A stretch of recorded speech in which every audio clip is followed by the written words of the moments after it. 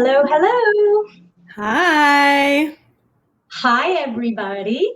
I'm Vanita, and welcome back to Food for the Chakras. And thank you, Ariel, for joining me again. Thank you for having me again for the third time. Yes, it's been really wonderful just to go through, to ascend through the chakras with you. And we're both wearing yellow because we're discussing the Manipura chakra today. And the Manipura is the solar plexus. So we're looking at the digestion, and the color is yellow, represented by fire, which is one of my favorite elements. Though because we have so much fire, represented with what we're doing, I decided to wear like silver around my eyes and my lips to represent the moon, because I feel like we're coming into such a potent time this weekend with the solar eclipse and a new moon. And if you think about it, it's really interesting that we have the darkness of the moon kind of illuminating a ring of fire with the sun. So I just wanted to represent a little bit of that watery element to make sure that we're always having all the elements with us. And, air and earth and ether are always there. And we'll be having that with all the cooking elements. So today we're going to be making a classic Ayurvedic Indian dish called Kitchari. And Kitchari is a very nutritive dish. I think when people think of things like rice and lentils, they think of the food being really gassy and really not as nutritious. But, when it's cooked right with the right spices and in the right ways, it actually is one of the most nutrient dense foods, and it actually doesn't have any gas or bloating or any sort of stomach irritations. And in India, Kitchari is actually one of the first foods that a baby eats, if not the first food. And honestly, traditionally, it's very bland. Like it's such an easy to digest food that it's typically like rice and lentils and a few spices. And so Indian people, if you mention Kitchari, they're going to be like, oh, that's what I get when I'm sick, because it's like the simplest food. But it's also one of the most interesting foods. Like you can make it be so robust in so many ways. And so what we're going to do is make one that's a little more robust in terms of the flavor profile. It's going to have all the nutrients plus more. And then, I'm going to do it my way, which is drawing from other traditions. And in this case, it's going to be Japanese tradition, so that we can up the factor of being able to digest the protein without any stomach irritations. Because what we want to do is increase our digestive fire and really kind of, be able to use our food to, improve the health of our body. And, we'll talk a little bit more about the chakras. We'll talk about gut health. We're going to talk about the microbiome, because this is one of my favorite subjects. I'm actually writing a book on how we can use, the book is looking at the balance between evidence and intuition, and how we can use both to really enhance our lives. Because I think we're torn between like what's out there in terms of scientific literature or what's been found, and like what we feel for ourselves. So this is all coming down to the gut, and that's why we trust our gut. That's right. So Ariel, I am really, really happy to have you back, and I look forward to hearing about your perspective on this, because I feel like, this is going to be a powerful time. In terms of dealing with the solar plexus. It's already powerful. My gosh. I know. Can we get more powerful? I know, right? Yeah. So I actually pulled a card from the Wild Unknown oracle of the animal spirit. I don't know if you know this oracle. It's one of my favorite oracles by Kim Cran. She also has a really beautiful tarot deck. And so I pulled the swan card, which honestly, like when I was like, oh, what is this? I wasn't sure how it would relate. And it's so on point. So the swan represents effortless creativity, sensitive mystic, elegant power. The swan represents heightened creativity. In Hindu mythology, the goddess Saraswati, the embodiment of language, creativity, and artistry, rides on the back of this graceful creature. The swan is ready to take us there, to the fluid realm of writing, creating, and reflecting. This is potent and healing energy, is not to be taken for granted or to be taken lightly. When the swan card appears, your soul is calling for attention, for solo time. An inner voice is waiting to be heard. An inner vision is likely to be revealed. When it is in balance, it's infinite creative power. When it's out of balance, it's agitated, snippy, lacking vision. To bring it into balance, you take solo time and do things like writing. And I think it's so potent because one of the aspects of this solar plexus, of the Manipuri chakra, is that digestive fire so that we can birth creativity. Because when we're in our full power, we have our full digestive power. And from that, we are really kind of manifesting who we are, our sense of purpose. And I thought this was so perfect to pull at this time because one of the things that they talk about with this chakra is like when you're really in balance is you tap into your intuitive skills. I think everybody's having their intuition talk to them right now. Like it's super potent. Manifestation is an all-time high with all of the alignments that are happening right now. And we can talk about that later, but keep that in mind, this idea of like using this weekend and using this time, there's going to be amazing offering through the modern witch movement. They're having witch camp, and I met these wonderful witches through witch camp last year. And we were in a wonderful place in nature. And unfortunately, because of what's going on right now, it's online, but it's wonderful because it's online. So everybody can go, and, it's going to have everything you need from tarot readers to, understanding essential oils, understanding different aspects of, life and how we can really enhance our intuition, our inner witch, and build through that. And then, like I said, there's, the annual solar eclipse. We have a new moon. It's the first day of Cancer. It's the first day of spring. Like it's just this magical time. First day of summer. Sorry, not spring. I obviously I've forgotten that we had spring. But I know, right? Spring. So yes, it's our summer solstice. So we get to, really have that time to take in a lot and then have our solo time where we can set our intentions. This is a powerful time to do so. So shall we take a deep breath? Yes, let's. Thank you for all that.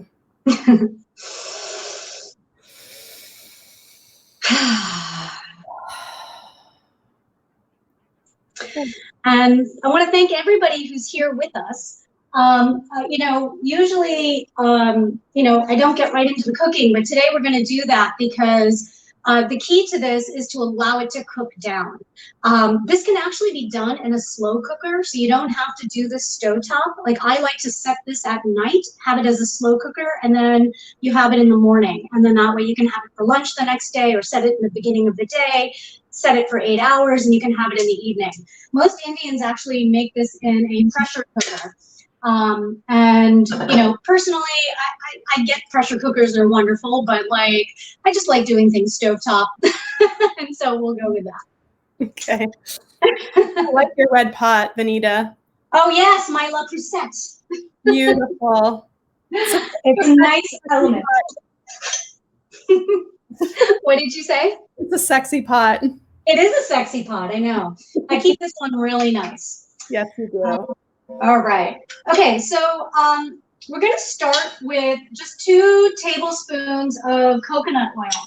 I cook everything in coconut oil because it's an oil that can really take high heat. You can use ghee.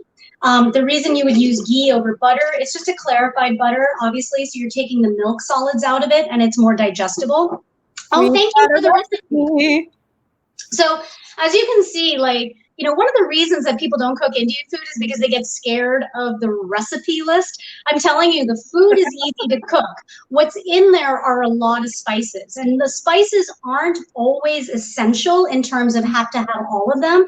They're just adding a lot more robustness. They're also like, if you taste really good Indian food, you'll notice that it's stimulating different parts of your tongue, right? And so you're really getting that full health, that full vitality. And each of these ingredients has so many different properties.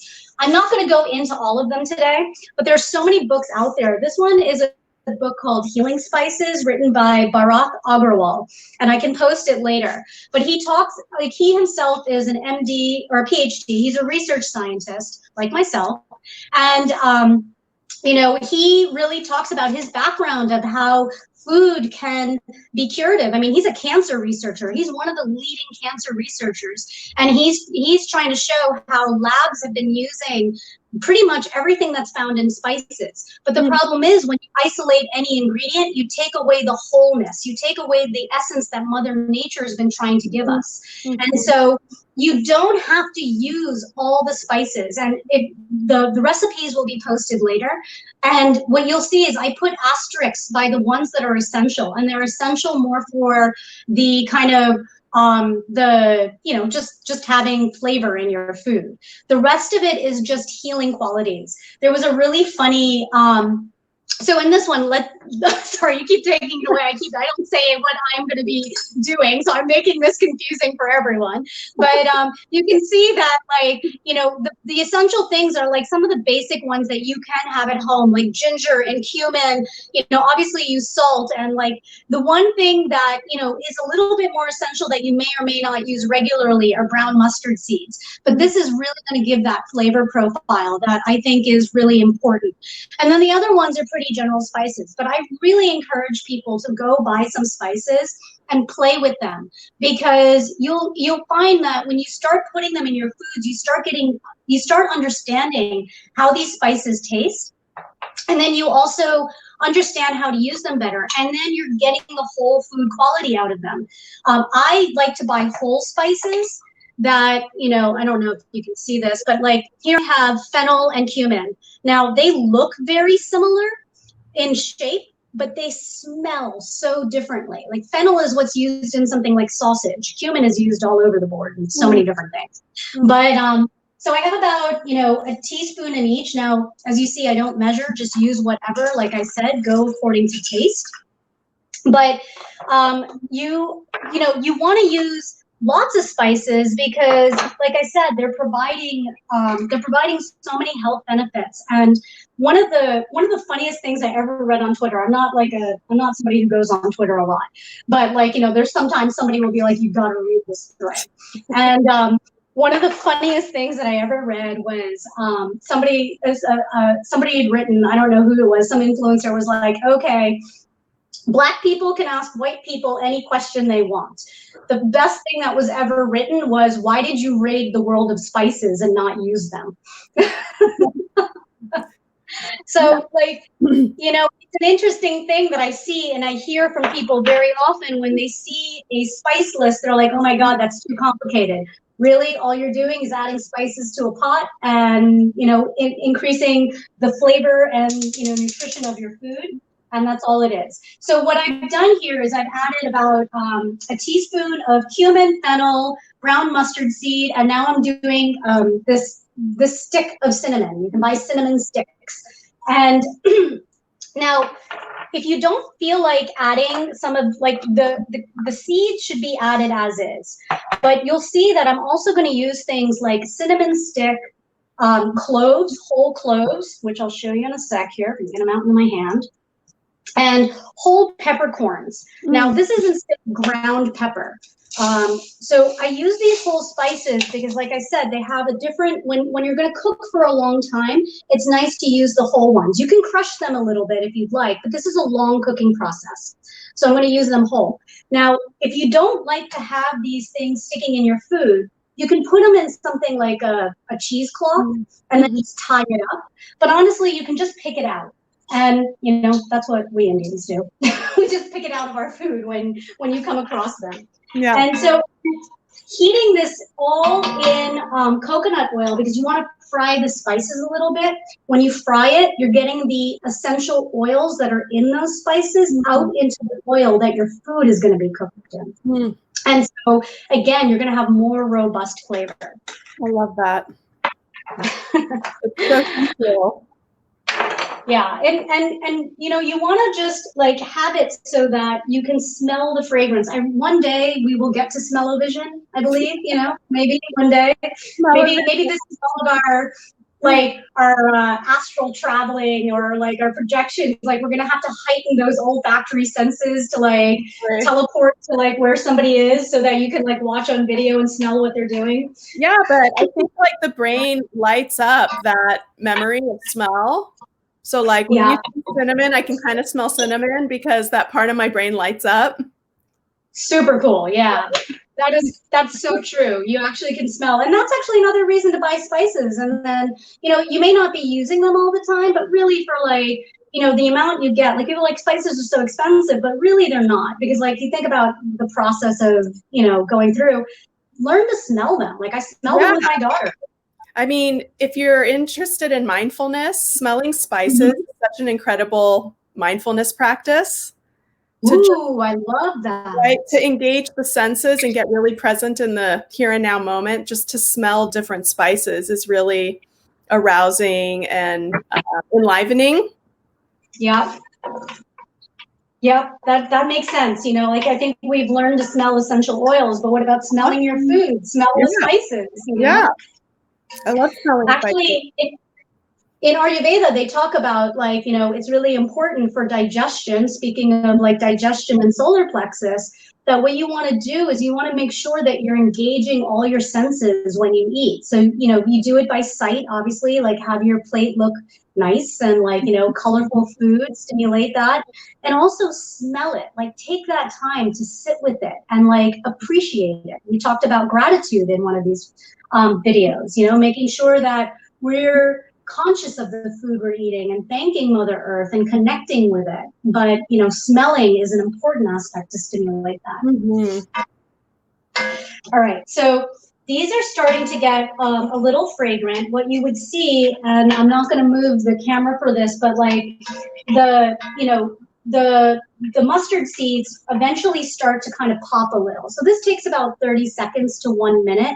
You want to make sure not to overcook the spices, but I'm telling you, like, learn to cook some of your spices before you add in whatever you're cooking, because it will change the entire flavor profile of your food. And you'll find that when you add more spices like this, you can actually reduce your salt intake. So it's another good thing for your health to think about, because you're starting to stimulate, this idea of like, flavor in your mouth without having to use salt to do it, and a lot of salt, because I think that, I'm addicted to salt. Yeah. I can tell you that. I love salt. Yeah, me too. My daughter will sit there eating salt alone, and I'm like, Yeah. Okay, so now I'm going to add some of the other spices in here. So what I've added is, now I'm adding ground cumin. Cumin is just such a beautiful, flavorful spice that I added whole and ground.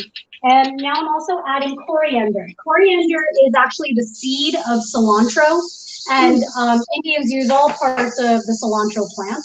So there's coriander, the seed itself, and then ground coriander.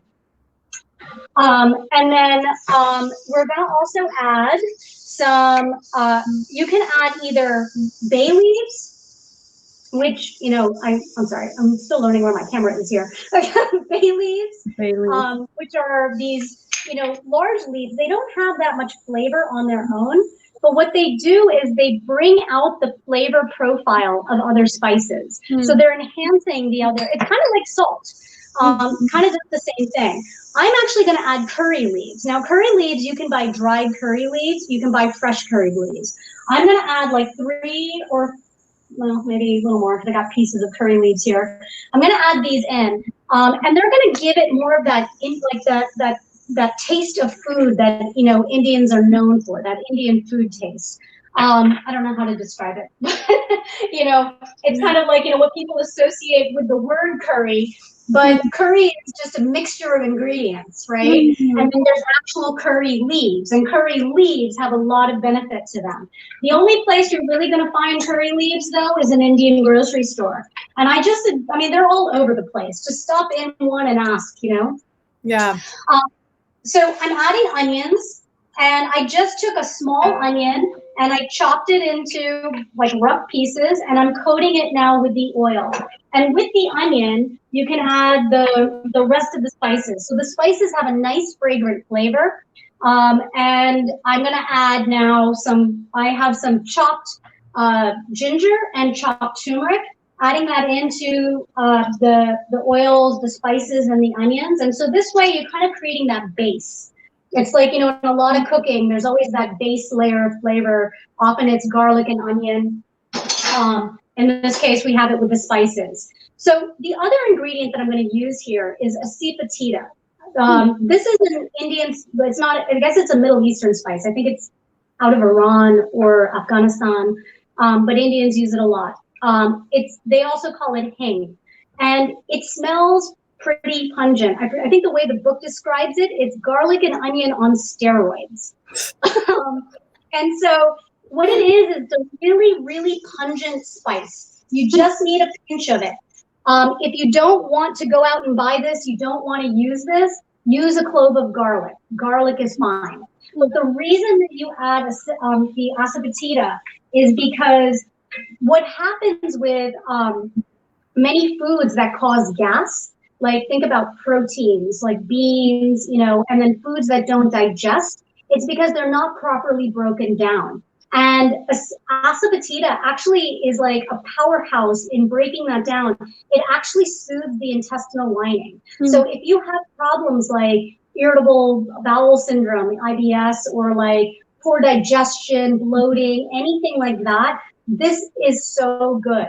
I add it to all my fire ciders. And, when you smell the spice alone, you're like, whoa. But when you cook it and when it's in something like fire cider in a large volume, you don't smell it, like you don't taste it. It just enhances everything and it's improving your digestion. Now, the reason I'm really bringing this up now is because the big they said that asafetida is really good for the flu. It actually was an important role in like helping with the swine flu, the Spanish flu back in the day. I mean, we're in the middle of COVID-19. Vanita. So, yeah. Something with your sound. I don't know if it's your phone, if you need to adjust anything, but something with your sound just got funky. Oh no, can you guys hear me? Yep, that's better. All right. A little bit, yep. Cool. All right, let me see. Let me know, thank you. I was just saying that, the other thing with this spice, asafetida, is that it's really good for the flu. And it's dealt with the most serious flus, and they've actually been investigating it when it comes to like some of the most serious flu conditions. So like swine flu and Spanish flu, and so during this time period, during COVID-19, like it's a great thing to add to your diet. So highly recommend it. Again, like go to an Indian grocery store, you ask for that. You can ask for curry leaves; they'll give it to you. You don't have to search. But go look around. I mean, there's a lot of fun stuff in there. Thank you.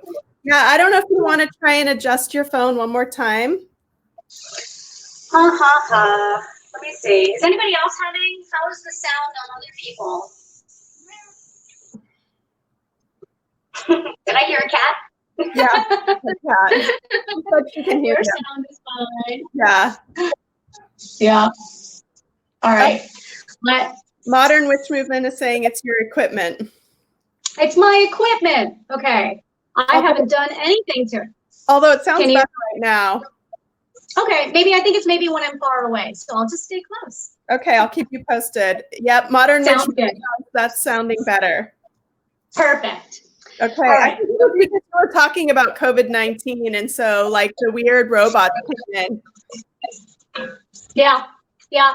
Anything to fight what's going on right now? Yeah, natural healing methods. Let's not talk about it. Right. It's true. Like a witch recipe for like viruses and flus. How to heal yourself with food. I mean, this is exactly what this guy was talking about, because here's somebody who's like me. He worked in pharma for so long as a research scientist, and then for me, it was in communications afterwards. But like, you spend so long in pharma, and they're using these very things. But like I said, they isolate these compounds, and when you isolate, you're taking away this beauty that Mother Nature created. Like, it's whole for a reason. We think about our bodies. Like, we're like. And I don't know how many cells we are. We're trillions of cells that form into these organs that function on their own. Our lungs breathe, our stomach digests, our brain sends signals, and all these things are happening, and they're happening in concert, but they work together. If you stopped one, you affect another system, but you don't know that, right? So it's the same thing with our foods. And it's the same thing with humans. I mean, isolation is like the number one way to impact mental health and wellness is like isolate people, so I just feel like isolation as a concept is really 100%. Yeah. Isolation. I mean, this is, as we're talking about COVID, one of the things that I really wanted to talk about with this was gut health. And I really want to come back to this because I want to get a few more things in the pot, and then we'll come back to it, because I think that it's, again, coming back to what our natural remedies are and how we heal with the earth. We, I think, as a human race, are combative and consumptive when it comes to dealing with the earth, right? We take what we want, and then we're like fighting. We're always with war. We're war with our weeds. We're war with whatever, like we're at war. We're combative with it all. Wow. And because we have this kind of like mentality about the earth, we've forgotten how important that diversity and that richness and like that balance of interplay. Like, think about just a prey and a predator. They know how to keep themselves in balance so that neither go extinct. And when they do go extinct, when they do go out of balance, is because something else in the environment has gone out of balance, right? Like, everything operates together because they function together. We're the only beings that have kind of removed ourselves from all of this. Yeah, hoarding resources. Yeah. Okay, I wish you could smell this because it's so fragrant. There's so many spices popping and coming about. The onions are a little translucent. Let's see if you can, I don't know if you can see anything, but they're just slightly translucent.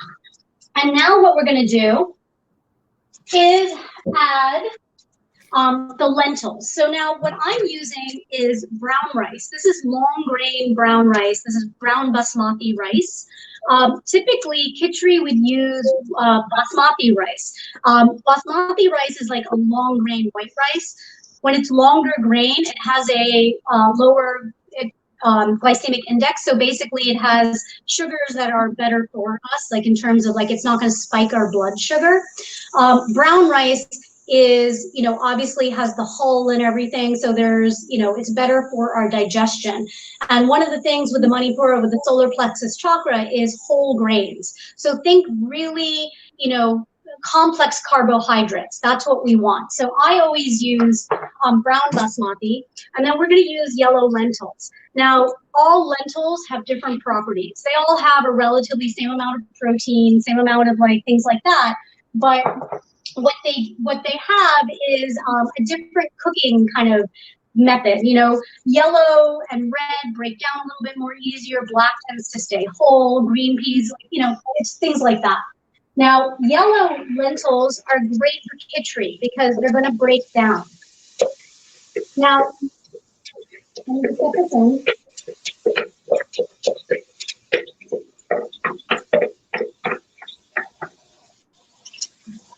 So one of the most important aspects of this is to soak the lentils and to soak the rice. So I put them together, half a cup of rice, 1 cup of lentils, and you submerge it all in water, and you're going to soak it. Now, if you've ever had food like beans or lentils that make you gassy, it's because they didn't soak the lentils or beans. Soaking is essential because there's anti-nutrients, they call them. They're called anti-nutrients in beans and lentils that prevent you from digesting them. That's why it causes gas. So you soak it for at least half an hour. I actually soak mine for longer. It doesn't really matter. Half an hour is nice, good enough. Soak it, drain it, rinse it one more time to make sure you've gotten rid of those anti-nutrients. Just give it a quick rinse, and then it's ready to cook them. Okay, so that's when it's ready to cook with. So always make sure, no matter what food you're eating, like, if you're having beans and rice, like Mexican beans and rice, you're having, whatever you're using beans for, whatever you're using lentils for, soak them, and you're going to improve your digestion. So if you've added a pita, you've soaked your lentils, You've soaked your rice. And we're also now going to add miso.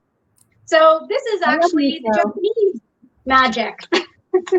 And, you know, you don't think about, you know, using miso in like foods outside of like, you know, Japanese foods or like miso broth. But miso is one of the most important gut health foods that we have. And again, we'll come back to this. But I'm going to add about a tablespoon of miso into this. Oh, actually, you know what? I don't want to add the miso yet because I got to bring this to a boil. So you don't want to boil miso. Miso, if it's boiled, it will reduce the properties. So what's that? So you remember my wonderful vegetable stock that we always make? Take the trimmings, the ends, and then when you have that, you make your stock. You basically boil all the trimmings that we've talked about, onion ends, zucchini ends, carrot greens, whatever you have. Make a stock out of it by boiling it in water with some spices if you want, some salt. And now you have stock to use. So I've added 4 cups of stock to this. If you're doing it in a slow cooker, add 6 cups. But I've added 4 cups. And what we're going to do is bring this to a boil and then let it simmer at covered for 30 minutes. One other thing that I'm going to add to this, another Japanese ingredient is kombu. So kombu is a seaweed. It's just a big old piece of seaweed. Now, this is for umami. And umami, as I mentioned, is like a taste receptor on our mouth, but it's what actually makes us feel satisfied with food. What's really also important is this also helps break down proteins. Just adding this to your beans will break it down. And so you get all the protein you want out of your beans and lentils, and you don't have any of those irritating things that happen with it. So stick that in. I'm going to turn it on medium to high heat to bring this to a boil. Once it's boiling, then I'm going to turn it down and we'll let it cook covered for 30 minutes. I'll uncover it and then, you know, so there's a few more things to add, but that's good for now. Great. Good job. You got it all. Thank you. I know, like I got to get this on the stove. Let's get this cooking and then we're good to go. It's like, okay, I got to get everything in the pot. We can't talk a lot. I know. Well, this is one of those, like I said, you know, you cook it in a slow cooker, you got all your work done for you. But if you cook it stovetop, you know, you don't, it like if you read recipes, they'll say between 30 to 45 minutes. But if you're properly making it, you want everything to break down because, again, you want this to be a simple food to digest. And like I said, this is an ancient Ayurvedic recipe. I've mentioned this story in my writings, you know, preparing for this episode, but I was really stuck. I was really stuck onto what to make for the Manipuri chakra. There it is. That was my test, you know, as I was adjusting and playing with this recipe.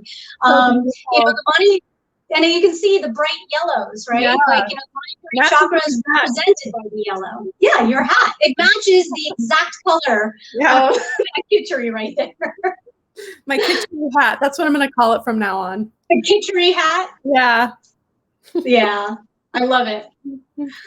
But, you know, when you think of yellow foods, it's like it's also related to, you know, the digestive properties that are associated with the solar plexus. So it's simple carbs. So think like banana, pineapple, mango, you know, like fruits, and then complex carbs. So like brown rice. You could even do things like quinoa, you know, because quinoa digests like a carb, even though it's a seed. You can, you know, think of any like oats, any of these complex carbs. And I was just struggling with what to make. All I could think of was like breakfast, like oats with like banana on top or something.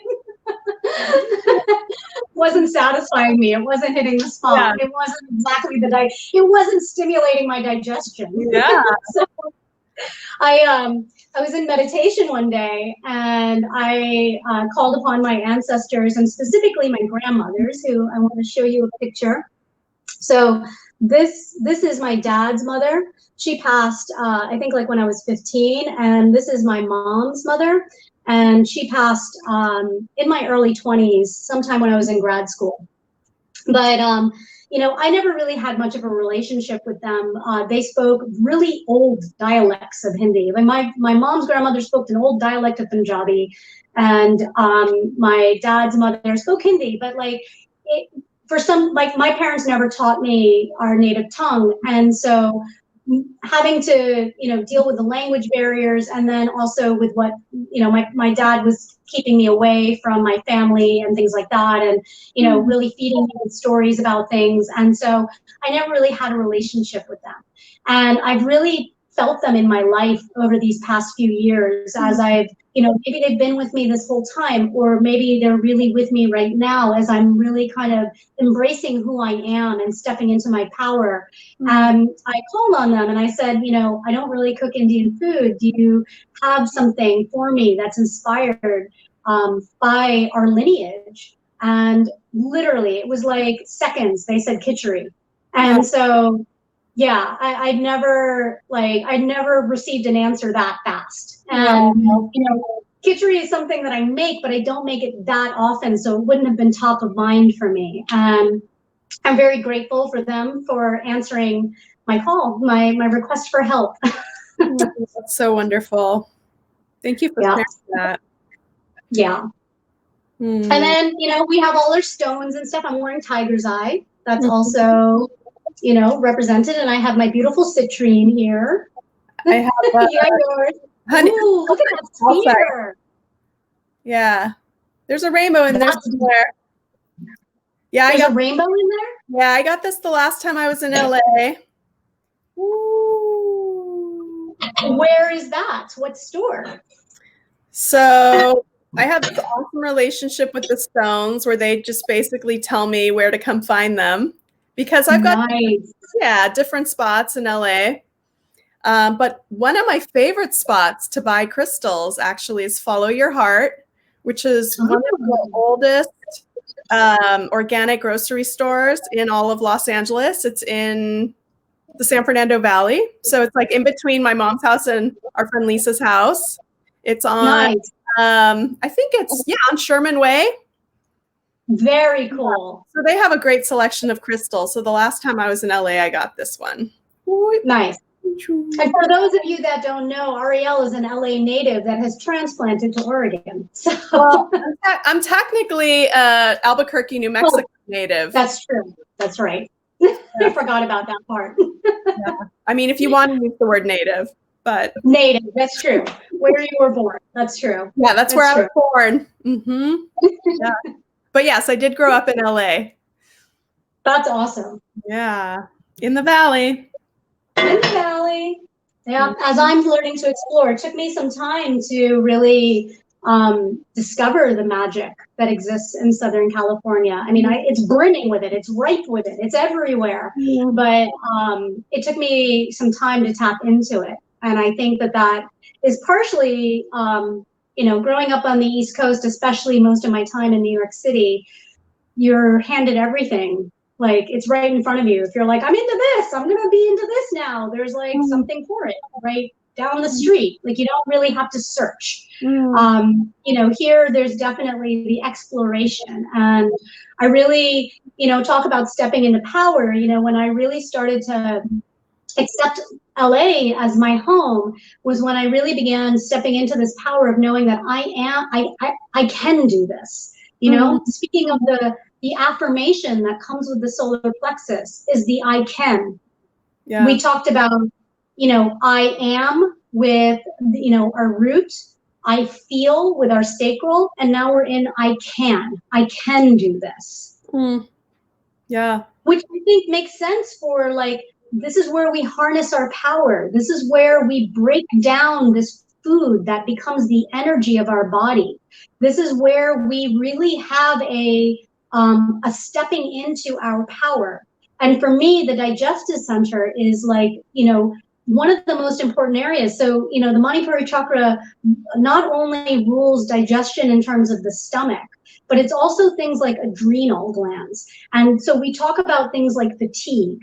When we are in our power, we're naturally motivated. We're not drained. We're not like, we're not drained of our energy. And you think about like what we do as humans is we rely on substances like caffeine, these things that we extract from plants in isolates, again, isolating, you know, the parts of plants, like, you know, enhancing it for the caffeine, enhancing all these things so that we can have that, what I used to call false power, because it's like, oh, I can't get the energy up myself. Let me have some caffeine. It's going to give it to me.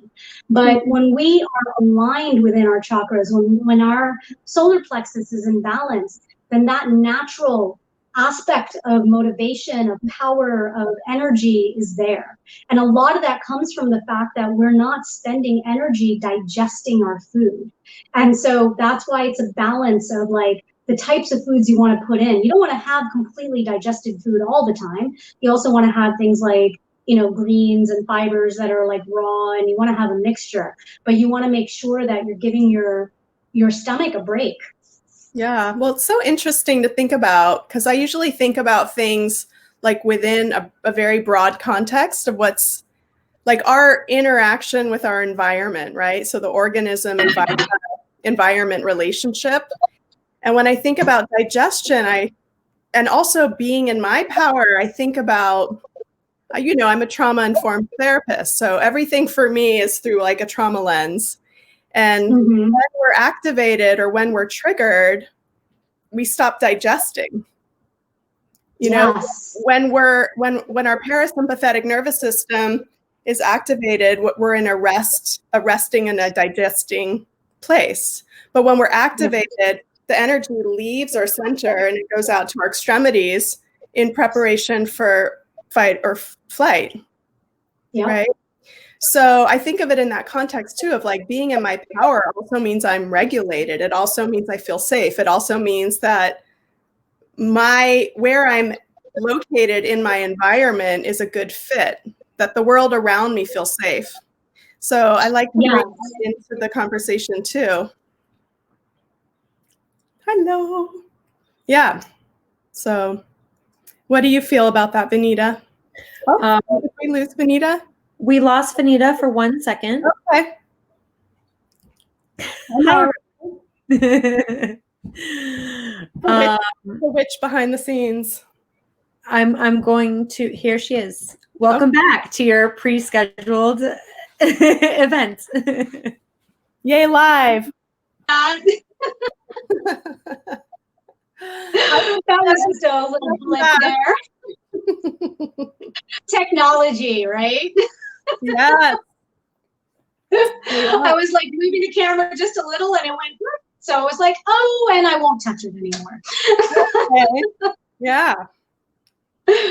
Yeah, I agree with what you're saying. I cut off when you were just talking about this concept of like, you know, being in fight or flight, you know, and that aspect of it affecting our digestion. And that, you know, that is one of the things that stops when we're activating, you know, that fear response, right? We lose our appetite. We tend to like curl up and hunch over. We don't know, you know, what to do. It's a closed response. And like, when you think about, you know, what we're trying to do when we step into our powers, we're opening ourselves up, right? We like to open up our chest. We like to open up.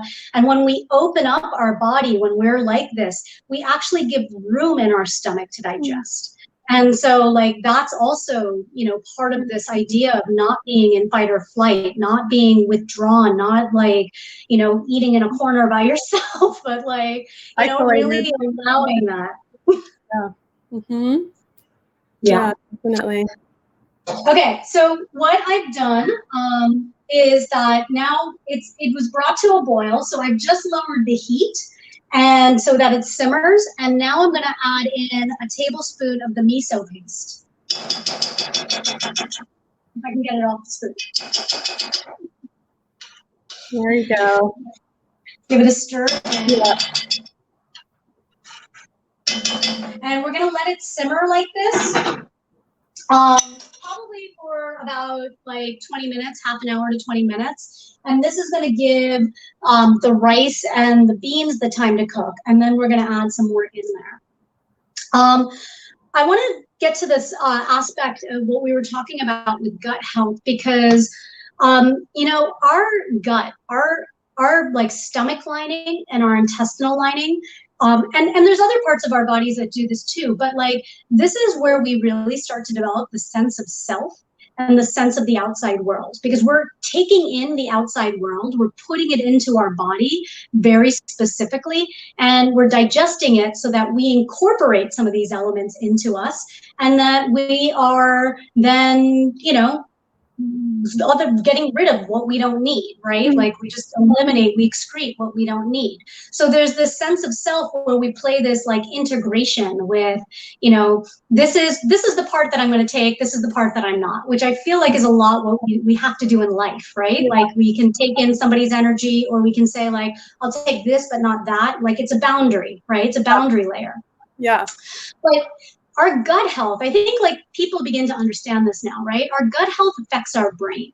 And there's been more and more connection that's being shown to this. And I don't want to get into the details of it, because this is a deep, subject matter, and it's like something that, is near and dear to my heart. But one of the reasons that we have this gut-brain connection is because we can end up with a leaky gut.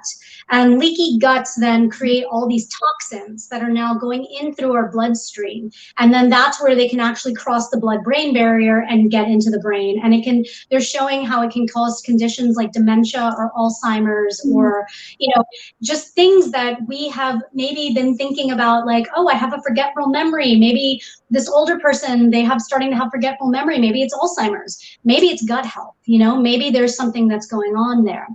And okay, so this is going to be like the question that I have for everybody, and everybody who's watching. I'm sorry that I don't see your comments all the time, and I try to keep an eye out. But like how important do people think probiotics are for our diet? Do you use probiotics, Ariel?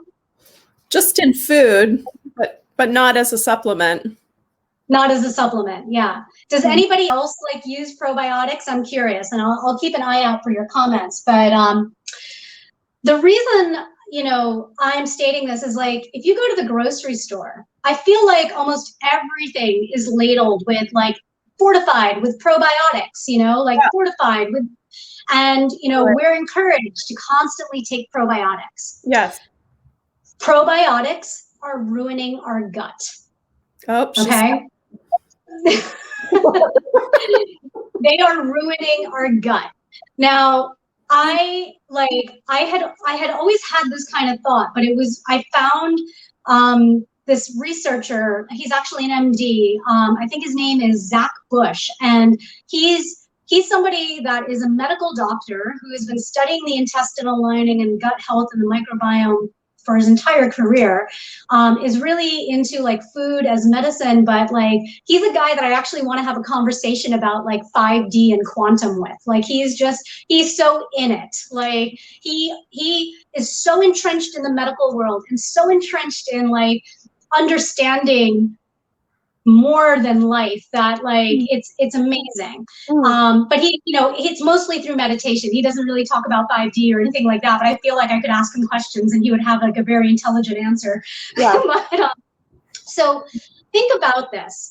Our gut is actually like the soil. It's the place where we're producing the soil of our body. Right? It's a place where we have, like, you want it to be like compost. You want it to be rich in nutrients. You want that to be going through your body. Well, all of that is happening not only because of the acids and the chemicals in our body, but it's happening because of our microbiome. Now we have something like 40,000 species of bacteria that live on us. Okay. So this is all throughout our body, bacteria, every single place. Our bodies thrive on bacteria. So there are tens of thousands of species of bacteria that are in our intestinal lining and in our stomach. When you go buy a probiotic supplement, you are at most getting like 3 to 15 strains of bacteria. 3 to 15 compared to the tens of thousands that should be living in our gut. So what ends up happening is that we are, and again, I'm not going to get into the details, and I'd love to chat with anybody who's interested in any of this stuff, you know, at any point. But because of our environment, because of the way we, you know, not all of us willingly, like this is sometimes things that are thrust upon us, right? Like you can have things like GMOs where once you release it into the environment, you can't take it away, right? The birds and the bees and everybody's pollinating, those things remain in the environment. So there's certain factors in our environment that are causing us to have constant antibiotic exposure. I don't care where you live or what you do. It is in the world now. You know what I mean? Like this is out there. And so we're constantly being exposed to antibiotics. And then you think about it, we are like soaps with antibiotics, and we have like everything with an antibiotic. I found it really interesting that just as the FDA was saying, let's take out all the antibiotics out of our soaps and everything, that we got hit with COVID-19 and everybody's like, antibiotic this, like, you know, let's scrub this all, like, and use these, you know, like antibacterial, you know, reagents, right? Like use everything antibacterial. And so it's really interesting how all these things are happening. But the problem is, because we're constantly being exposed to, you know, the bacteria are constantly being depleted in our body, that we are then taking a probiotic that's, you know, in food or as a supplement, and we're repopulating with only 3 to 15 strains. And so what you're doing, say that again? It's the same 3 to 15 in all the foods and supplements? Same 3 to 15, same like acidophilus and whatever. The same 3 to 15 strains. So what we're doing is creating monocultures in our body. Right? We are doing so our internal environment is a reflection of our external, right? Like we hear this, as above, so below, like as within, so without. And think about, this was the most mind-blowing thing he ever said to, like, what I heard in a lecture. He said the extinction of our environment and the lack of diversity that is happening because of what we're doing to our environment is a direct reflection of what we're doing to our internal environment with regards to our microbiome. And I was like, oh my God, that makes so much sense. We're destroying our inner ecology. We're destroying this, like, this really rich, like, you know, absolutely diversified ecosystem within our body. We're not humans that function alone. We thrive of all the bacteria, the viruses, the parasites. Like, there are some that get out of balance. But why do they get out of balance? They get out of balance because we're here. Right. We're out of balance. Yeah, the terrain is out of balance, right? Exactly. Exactly. So that's really interesting, because when you link everything you just said with that statement or that concept of I can, right? It's like, if this is out of balance, then it makes it a lot harder to feel like you can do something. Exactly. Right? So, exactly. Right? So it's like a disempowerment of our creativity, of our will, free will, autonomy, sovereignty. I can speak, I can, whatever it is, fill in the blank.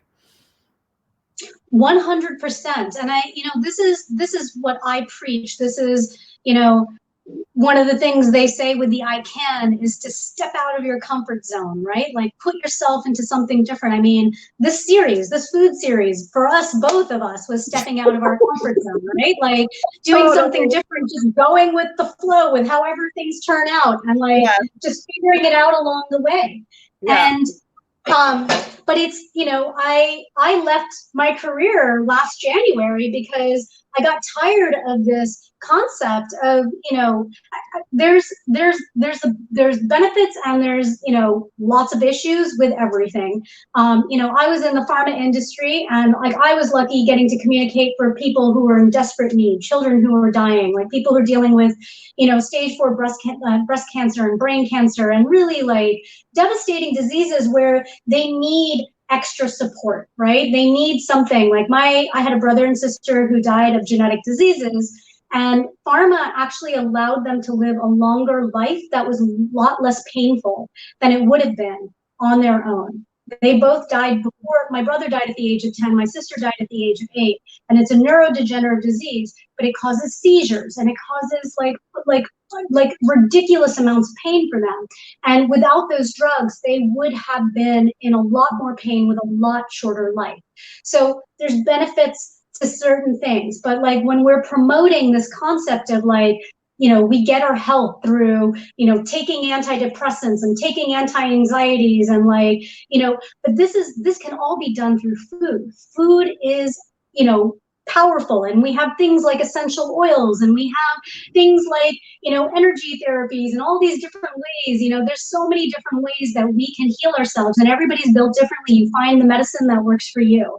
Yeah. But when we are in our say that again. Social uprisings, civil uprisings. Social uprisings. I mean, we have to change our ecology also, right? We have to change everything. Yeah. But, you know, when we're in our full health, we're in our full power. Because think about it, like if there's anything wrong with your health, like, you know, even if like there's a slight earache, if your stomach is a little, if you stub your toe, whatever it is, our mind is distracted and it immediately goes to the place where we're feeling uncomfortable. Yeah. And so when we're in our full power is when we're in our full health. Now things will happen, right? I had a friend who stepped on glass and like, you know, somebody else who, you know, like hurt their foot by like, you know, like kicking something by accident. Like things happen, we get hurt, but we can control some of the ways that we are influenced, you know, we're influencing our health, and that's by what we eat. And this is why I say, like, make conscious choices with that, because when we're doing that, we're building this kind of like, I mean, we're our own medicine, right? Yeah. We're the ones that can cure anything that's happening to us. Yeah, it's so true. Eating well, resting, meditating, dreaming. Yeah. I mean, you get so much. You get so much insight, and your brain has an opportunity to integrate information and events. Things make sense, and you know how to move forward when you're eating well, when you're rested, etc.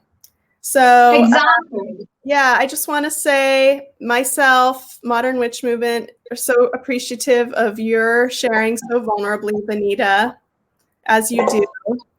And I want to give a shout out to Mary Moon. Hi, Mary. Hi. Thanks for always joining us. I really appreciate it. Yeah, Mary. What's his name? Zach Bush. Zach Bush. Yeah. Zach Bush. Mary's a big fan of Zach Bush, so maybe you two can chat about that sometime. Yeah, that's wonderful. And I thank everybody else for joining us. I'm sorry that I am not seeing your comments and responding, but you know, the recipe is getting done. So just quickly to tell you what I've done is now I'm adding the vegetables. I have these like massive zucchini that are growing in our garden right now. So I just chopped up a little portion of it. You want, you know, use like, you know, a small zucchini, maybe a medium zucchini. I also added, again, more garden goodies. I also added a yellow squash, and then these lovely yellow carrots. And I chose yellow to the theme of where we are right now. Did you grow those, Vanita? I did not grow the carrots. I have to. I need to have some like grading down below or something for the carrots. I think I'm going to try to grow carrots in pots. I grew carrots a couple years ago, but every year the pests and the rodents change in terms of who comes to steal from our garden. So, you know, every year it's a different thing. So I'll try the carrots in another way. They have a plan. They're strategizing. Yeah. Absolutely. The thing that I didn't add that I like to add too is like, you know, chili pepper of some sort. You can add a little bit of chili. The reason I'm not adding it is I want to give it to my daughter. Sometimes she likes spice. Sometimes she'll eat the spiciest thing ever. Sometimes she won't. But, spice is really good for, firing up the digestion. But to get back to this concept of the microbiome, so don't take probiotics. What do you do to repopulate your gut? What do you do on a regular basis? You go and you breathe outside. We have a plethora, yes, that's the air that also has the antibiotics, through chemicals, but play with soil, breathe in that soil, play with plants, breathe in the air, go sniff a tree, get get all those things while you're hugging it. Yeah, I do believe in hand washing. Hand washing is great, but I feel like there's a little bit of the overwashing that's happening out of fear.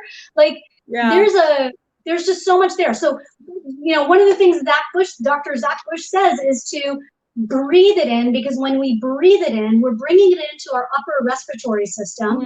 That is then kind of impacting our gut as well. So breathe it in. But if you want miso is actually one of the most important foods for bacterial properties, because what this is fermented food. So all fermented foods have a little bit, but what you want is a wild ferment, not the ferments that are using these 3 monocultures of bacteria to ferment their food. You want to have a wild ferment. That's why sourdough is such a great thing for local environments, right? You're getting the bacteria from your local air, and it's really, it's going to make you interact with the nature that's around you. But miso is, he talked a lot about miso, and honestly, I never really gave miso much thought until I started listening to what he was saying. And he was, it's a soybean, so some people are like, oh, I don't want soy, but it's not soybean anymore, because with this kind of culturing, this constant fermenting, it's bacteria that is breaking down the soybean so that there's nothing, and then they're eating their micronutrients that they're basically eating their poop, but they're eating the micronutrients they produce and redigesting that and redigesting that and redigesting that. Now you can get miso that's a year fermented. You can get miso that's 20-year fermented. Now that obviously has more a sour, more pungent taste, I guess. But the more digested it is, the more micronutrients you're bringing into you. So miso is great. Also, I was saying, wild ferments. I like to make my own pickle, but you can also buy different ones. This one's called Wild West. A lot of these sauerkrauts and kimchis and stuff, they use specific monocultures. I'm telling you, look for the wild ferments. You can find them in your farmer's market. You can find them in the grocery stores. So just start thinking about that. Yeah. And then when it comes to things like cleaning, no need to go buy the antibacterial soap or whatever, and the antibacterial cleaners. I told you, you can make, I put orange peels and lemon peels into white vinegar, let this sit for 2 weeks, and then put it into a spray. And you can use, essential oils like melaleuca. Tea tree oil is one of the greatest, things for wound care, for cleaning wounds and getting rid of bacteria, and things like lemon and wild orange. You can talk to Jenny Biondo about that. She'll tell you a lot more about essential oils, and she'll know all the details about it. But take the take this white vinegar with this orange peel in it, add a little bit of tea tree oil, add a little bit of some of the scents, and spray it on your countertops. That's your cleaner. Clean your floors with it. So Mary's saying Sandor Katz wrote a great book, Wild Fermentation. Ooh, I love it. Oh, I think I know that book. That's a great book. Yeah. Thanks for suggesting that. Yeah. Mary is a midwife.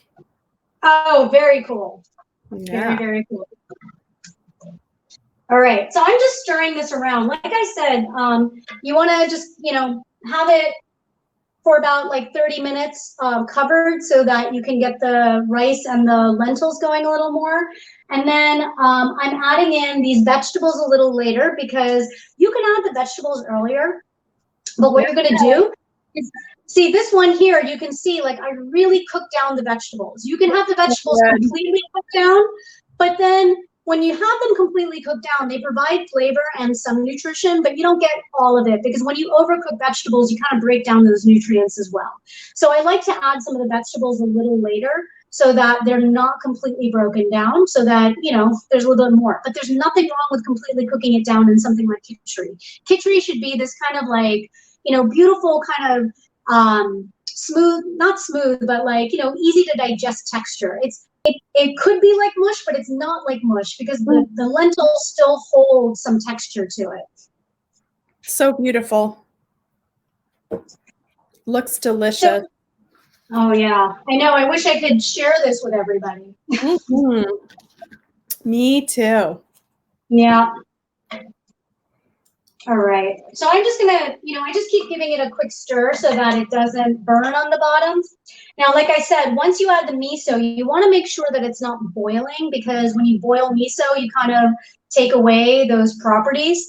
Oh, one of the other things that I haven't, thank you for bringing up the recipe because now you're reminding me, you can add whatever vegetables you like, right? You can add things like sweet potato. It's also a great way to add in vegetables that maybe you don't really eat so often, like turnips or parsnips. At least I don't eat them often. Maybe you eat them often. You can add things like, you know, turnips or parsnips or sweet potato. If you use something that's like a more hard root vegetable, you want to put it in with the rice and the lentils so it has more cook time, because you want it to break down. But the things like carrots and squash, they break down really easily. So you don't want to have them have too long of a cook time. At least you don't have to. Yeah. So what we have here are, you know, for this, what I've done now is 4 different ways, I think 4 different ways of breaking down the lentils and breaking down that rice so it doesn't cause irritation in your stomach. We soaked it for half an hour and got rid of the anti-nutrients that are in there. We added asafoetida, so that also helps break it down. The kombu helps break it down, and the miso is kind of like, it helps with the digestive power, I should say, and gives you a lot of micronutrients. So this, you know, this is the beautiful thing. Like, you know, when you eat really good Indian food, when you eat Indian food that's been done well, you don't leave feeling bloated. Now, there's a lot of restaurants. This is why I hate going to Indian restaurants, is because I do leave feeling bloated. So this is where, you know how things were cooked. You can tell by like how the food was prepared, because the lentils and the different beans and things like that. And even, you know, various legumes, like if you had cabbage or something, it shouldn't cause that gassiness. And it wouldn't cause that gassiness if they use the blend of spices and the proper techniques for that. And that's when you know it's like home cooked food. Yeah. I've heard the gut being referred to as the second brain. Have you heard that? Mm-hmm. Yeah. Because, I mean, all of our organs have neuronal fibers, right? But the gut supposedly has the most neuronal fibers. Yeah. Yeah. So I was going to say it's the second brain because, you know, this is where we're producing a lot of the neurotransmitters and hormones that we associate with the brain. Right? Mm-hmm. So we talk about serotonin being produced in the brain. Actually, the gut produces more serotonin than what's in the brain. So these are the happy chemicals, the things that make us happy. It actually happens in our gut. Mm-hmm. And this is where it comes back down to that gut feeling, that intuition, right? Because we have all those neurotransmitters that are stimulating our gut saying, hey, that's good. Hey, that's bad. Hey, I'm not so sure about this. Like, that's all there because all of those things that produce the signals in our brain are in our gut. Mm-hmm. It's really fascinating. Yeah. And we have actually, you know, we've dulled a lot of our gut receptors. We've dulled a lot of this by the foods that we eat, right? Mm-hmm. Or, you know, just by overeating. You know, one of the Ayurvedic principles, I don't know if people know what Ayurveda is. Like, I think people have heard the term Ayurveda, but Ayurveda is the science of being. It's an ancient, like, it's basically ancient Indian medicine. And this is where, like, you know, yoga and all of these things also are incorporated within Ayurveda. It's not just about, like, it's not it's not like, you know, refined health that's in categories, you know, but obviously it deals a lot with food and nutrition and things like that. And one of the things they say in Ayurveda is that you should only eat to 80% full, because if you're 100% full, you've pretty much oversaturated yourself. If you get to the point of feeling that I'm full, then you're losing your power. You're losing that power in the solar plexus. You're blocking that chakra, because now you're just like lethargic, and you need to digest, and you need to lay down. You need to open up your pants. You need to like do all those things that make you feel like you've lost your power. Yeah. And it just reminds me of my own experience of eating to not feel. Yes. Right? The one way we numb ourselves. Yeah. Yeah, it's like when what you're feeling is really hard to feel. I mean, I learned that very young in my life. So I know food was the way that you know, my mom would give me love, because she wasn't around. She, you know, she was a doctor. She is a doctor. She's a doctor. And, you know, this was back in the day when like rotations and residencies and whatnot are like 72-hour shifts. And she would drive 2 hours away for that. And so I didn't see my parents a lot at all through my childhood. And you know, she would show me love by feeding me. That was what she did. And it was almost like an overprescription of it, because that was what she was just trying to like cram it all into a small period of time. And, you know, it would always be the unhealthy foods, because that's what I liked, right? Like any child's taste buds are going to be stimulated by salt, sugar, fat, you know? And so I was eating, you know, and I would eat my way through my feelings. And like, that was what I did throughout, even through adulthood, and through, you know, until I started really getting into, I mean, I've always been into body consciousness, partially because I've had poor digestion most of my life. So I've had to be very aware of the foods. And I would have, like, I would know things are bad for me, but I would still emotionally eat. You know, like there was that need, as you said, to cover up the emotions, to cover up that feeling, because once you numbed it, you couldn't think about it. yeah. Yeah. So it's interesting to think about, like, how do you, like, how do you shift away from that to just satiate to that 80% and then tolerate the difficult emotions, right? Like sit with that. That seems like a really big shift, to not eat to that fullness, let yourself feel what you're feeling, and do what? Isn't it an interesting thing? Like, I feel like that's definitely a modern Western problem. This idea of eating to levels where we don't feel like, it's another way we numb ourselves, right? Yeah. Like the excess, that total excess, that consumption, that, you know. And I remember somebody used to say, what was it, like, it's either waste in your body or waste outside. When you have like too much food, like it's the idea of making just enough, eating just enough, having the right amounts for yourself. And it's like, you know, you're told to finish your plate of food, but there's that problem of like, if you take those 5 extra bites, it's actually wasting in your body. You're not getting nutrition from it, because you've stopped your digestion. Your digestion now is like this like slow churn. It can't fire up. It doesn't have the firepower. And then you just excrete most of it. And, you know, and all you've done is store fat at that point. Yeah. So it's waste outside the body and waste inside the body. And this is why it's really important to like start paying attention to what the proper amount of foods are, especially now that, you know, we're opening back up and you can go back out into the world to some degree a little bit, you know, be safe in like restaurants and whatnot. But like, if you eat in a restaurant, sometimes those portions are out of control, you know? Right. And there's this desire. We eat with our eyes and we're so hungry and we're like, oh, I'm going to eat it all. And that's, you know, this is where we've got to start like paying attention to what that full response in our body is. What is that point that your body's like, okay, I've had enough. And now you're just eating with your taste buds, because your taste is like, that tastes so good. Like, what are the habits you can develop that will help you to recognize that moment of like, I'm full, I don't need anymore. Yeah. Yeah. And what else can I connect to that feels meaningful? Yeah, and I think that's an important aspect of eating that we've totally lost, is that connection to other people, to the food, to everything, right? We eat unconsciously. We just shovel food in our mouth. We eat while like looking at our phones, while reading a book, while, you know, watching something. And there's that aspect of, if you eat more consciously, like you take a bite. And you know, one of my teachers from like 20 some years ago, he had already passed when I like joined when I entered the lineage. But he said that you should always drink your solids and chew your liquids. And it's because you want to be paying attention to the food, breaking it down. I mean, our enzymes, our digestion begins in our mouth, right?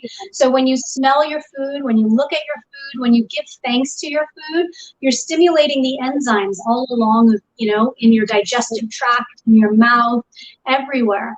And then as you chew, when you chew consciously, you're really stimulating the digestive power so that by the time it's getting to your stomach, you're really providing its full nutrition. Now, something like Kitchari is helping you with that process, because the cooking is breaking it all down for you so that by the time it reaches the stomach, it's really easy to digest. And so if you're not eating something like Kitchari, this is where it's important to really be conscious of like chewing. Now, you don't have to sit there and count the number of times you're chewing, but I think that it's amazing how often we just like couple chews and swallow, next bite, couple chews and swallow.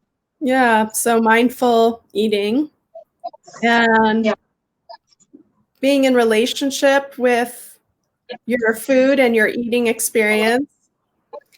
Yeah. And so it's again, it's just like linking back to, we were talking about like isolating nutrients or isolating food, but also like what happens as human beings that we're isolated. And so it just all feels really connected to, you know, with consumption and overeating and isolation, and that there's really like a need to be in connection with our food, be in connection with each other. Absolutely. You know, I've been, you know, since we've been doing this chakra series, and, you know, Jenny Biondo and Delia Yvette, they talk about the chakras. They have their episodes the week before ours, and they talk about the, you know, the chakras and the different properties, along with essential oils and crystals and all the important aspects of it. And one of the things that, like, you know, I think about as we've been going through these series is really like looking at, you know, the reflection of the outer world and our inner world. You know, we've been stuck as a society, as a humanity, in our lower three chakras, right? Like, you know, issues with, you know, grounding to the earth, this idea of I am, who am I? Like my connection to my ancestors, to my family, to like, you know, my sense of self. And then the sacral chakra, this idea of feeling, allowing ourselves to feel, like feel our, you know, feel and create, and then getting into this empowerment, the I can do this. And if you think about everything that's going on in the world and everything that we've been taught by, I feel like modern day society, it's about numbing all of that. Don't be who you are, fit into society, be part of the pack. Like, don't be like this individual. And if you are an individual, you've got to be the best. You've got to like lead everybody else, right? So like, getting that, don't feel your emotions, let's numb them, have as many, you know, substances to numb that, and don't feel shameful of your moon cycles, feel shameful of these things. And this idea of I can, like, I feel like we're constantly told I can't, you know, like you can't do this, you can't do that. And I always have to catch myself with my daughter, like this idea of what am I programming in her? Like, you know, it's not that she can't do this, it's a matter of like, what is the best idea around this? Should you do this or should you do that? Rather than I can't do it. And I feel like so much of what's happening in the world is in those three. And when we're so stuck at the bottom, we can't raise up. We're not aligned all the way through. And our heart is where we love, right? This is where we connect our lower world with our upper world. And when we're fully aligned and we're connected at our heart, we can express ourselves through our throat chakra. This is the expression of who we are. And then we're like connecting with this other sense of the world and raising our vibrations up. But the top part is about the expression, and the lower part is like this sense of self and this grounding and our empowerment. And where we've been really stuck is we've been using this gut like we should achieve, we should do, like, and like when it's out of balance, we have things like, you know, senses of insecurity, like not feeling motivated, not knowing your life purpose when we're out of balance in our solar plexus. I feel like so many of members of society, and like including myself, are stuck there. And then we're also told to use our intellect, to use our brain. And because we've disconnected from our heart, we're trying to use these in isolation. And when we do, we're not really achieving much. This is why we're so out of balance.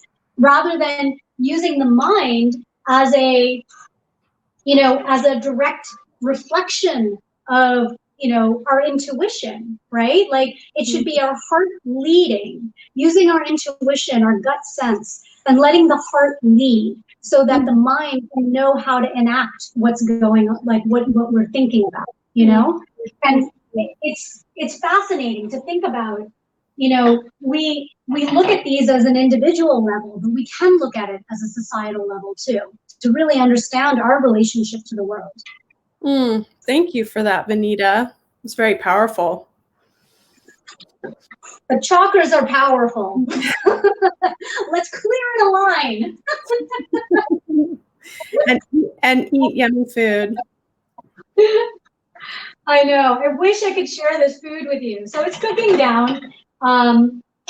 And, you know, like I said, you want to get this into a really stewy mixture. I think it's going to be like mostly there by the time we finish. But I think that what we're going to, like, I would let it cook down a little more. Again, like you can stop this at any point. Like the rice and lentils are cooked.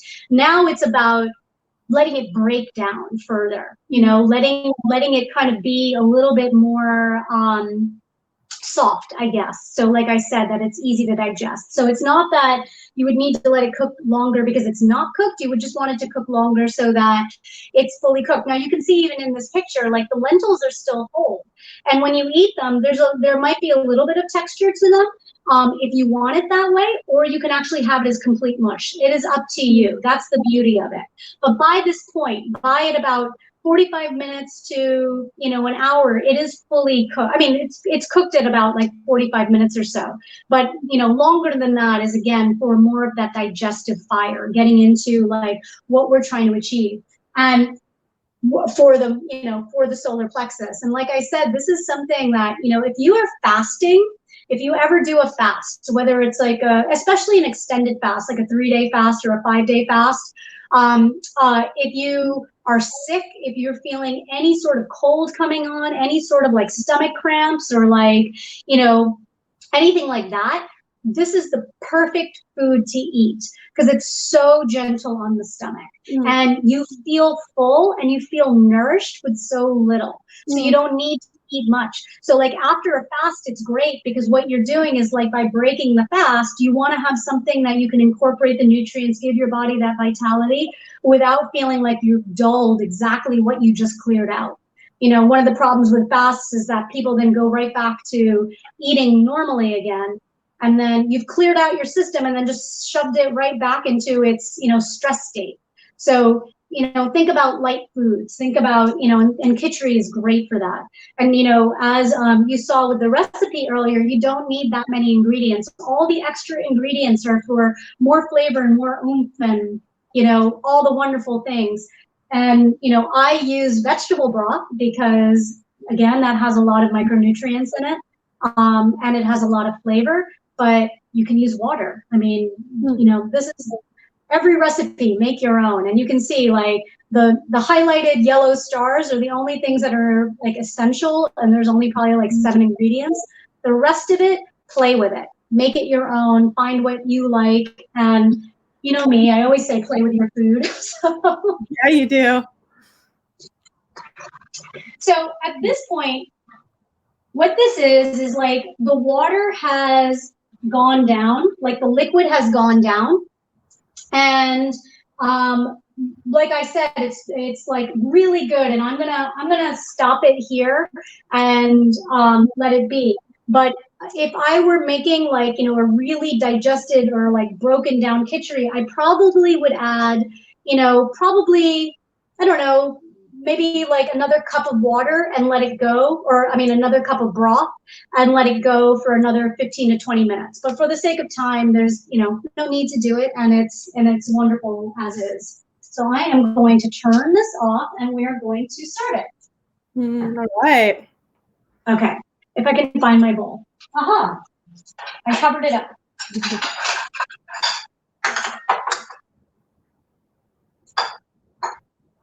All right. So what foods do you like to eat after, like, you know, a fast, or if you're sick?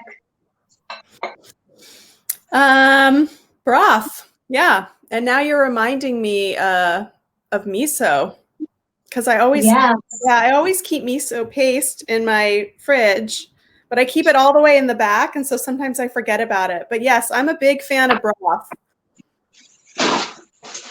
And I'll keep a container of broth at work. Yeah, like rice broth. I'll sometimes put some broth in rice and eat that. Nice. Yeah. Yeah, you know, miso soup is so good. Like, you know, for people who are not used to fasting or don't like want to try fasting out and they haven't yet, things like miso soup are really good throughout the day. Like if you want to, you know, there's many types of fasts. You can, you know, you can just reduce your food load. But if you're going into like a really full on fast and you want something that's going to feel like you've had something, like you've eaten something, miso soup is really good for that. Yeah. And you can buy the soup packets. You don't have to like have paste, you know, you can do that too. Yep. All right, so I am actually gonna serve this, you know, garnished. So here, can you see? Yeah, that's so beautiful. It looks just like the picture. Thank you. I try to show that like the pictures are not done to like be this stylized whatever, that you can't make this. Like this is what is being made. This is what you're doing. Let's do a side-by-side comparison of the picture there. Can we do that? Yep. I think I'm trying to do it. Yeah, that's all good. Oh yeah, we got the yellow hat. We can see the yellow hat there. The same color. Yeah. I would tilt this more, but I don't want this all to fall on the floor. So so good. Beautiful. But you can, you know, you can garnish with anything you like. Here I used unsweetened coconut flakes, cilantro. Now I know Delia loves to talk about cilantro. I love cilantro too. I mean, it's cilantro. You know, I feel so sorry for the people who can't eat cilantro. It's like some gene in the olfactory system, the smell that makes cilantro taste like soap. I am so sorry for them, because it is like used in almost every culture, and it is so good. But if you can't eat cilantro, you know, leave it out. Other things that I like to garnish with are like things like sesame seeds or ground flax. I mean, whatever you want, whatever, you know, you're looking for in terms of flavor and texture. I use the lemon because lemon is going to add that acid and that spark to it. The other thing that I like to do is, like, you know me, I can never get enough turmeric. You know, I have turmeric, curcumin tattooed on me. I have cayenne tattooed on me. But I like to take fresh turmeric and I use a microplane. This is a thing called a microplane, and I just zest the turmeric. Hold on, I just dropped that one, so let me get another one. That's okay. I think I have a child incoming here. All right. So I'm just gonna grate the turmeric real quick. And then that's it. And you can add, you know, it adds more color to your dish. You can kind of see it in that picture a little bit. But anyway, like turmeric is the all around good for your health and everything. So I want to thank everybody for joining us. I am so glad that we were able to discuss so many important topics to me, including intuition and gut health. As I mentioned, this weekend's a powerful weekend of manifestation. Really set your intentions, like the Swan card told us, to really find your time to like ground yourself, go solo, find, you know, the modern witch movement is having witch camp this weekend. join it. It's going to be amazing workshops. You can check out the Modern Witch Movement for that. Next week, we have Delia and Jenny back for the next chakra. We're finally moving into the heart where we can love. And then we'll be back after that. So thank you, everybody. Thank you, Ariel. Thank you, Vanita. I love this time with you again. It's so good. Bye. Thanks, everyone. Bye.